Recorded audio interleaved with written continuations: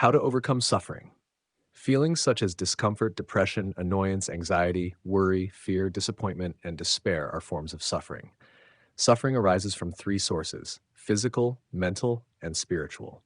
Physical suffering can be endured and healed. Spiritual suffering can be eliminated by establishing faith in the greatest creator. However, mental suffering is the hardest to overcome. Mental suffering stems from a lack of freedom. Physical, intellectual, financial, and activity restrictions all lead to mental anguish. The core cause of mental suffering is the absence of freedom. To overcome mental suffering, one must first identify its root cause and eliminate it, which will make the suffering disappear. How to identify the root cause? Start from the nearest and move outward. The closer the source, the more likely it is to cause suffering, while more distant sources of suffering are easier to bear. Close sources of suffering. Mental suffering often arises from those closely related to us: spouses, parents, siblings, relatives, neighbors, colleagues, friends, superiors, subordinates, teachers, mentors, partners, and fellow practitioners. Distant sources of suffering.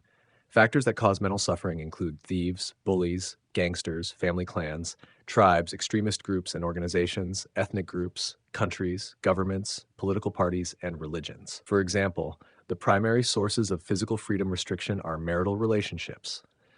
Thought freedom is mainly restricted by political parties and religions. Financial freedom is restricted by relatives and market monopolies.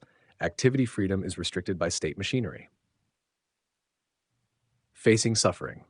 Moral education, teachings of sages, religious doctrines, spiritual practices, and motivational talks only provide temporary relief or superficial comfort. The fundamental solution is to reconstruct the production and living order of humanity. Measures and approaches to eliminate human suffering. Abolish marriage and dismantle families. Political parties should not be involved in government management. Religions should not interfere in government affairs. Open national borders to allow free movement of people. Promote the production and living model of the Life Chanyuan second home. All global citizens should move towards the Life Chanyuan era. I have prepared a path from theory to practice for the happiness of all humanity. The future form of human society will neither be like the legal system of the United States nor the authoritarian system of China, but rather a chaotic yet orderly system guided by sages and managed by virtuous people. The envisioned state is: the wise are not overlooked and the world is one family. No one picks up lost items on the road and doors do not need to be locked at night.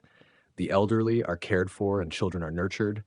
Everyone utilizes their talents and resources are fully used. Everyone fulfills their duties and people live peacefully and joyfully, creating a harmonious world with favorable weather, flourishing industries, and abundant wealth where suffering vanishes. January 15th, 2022.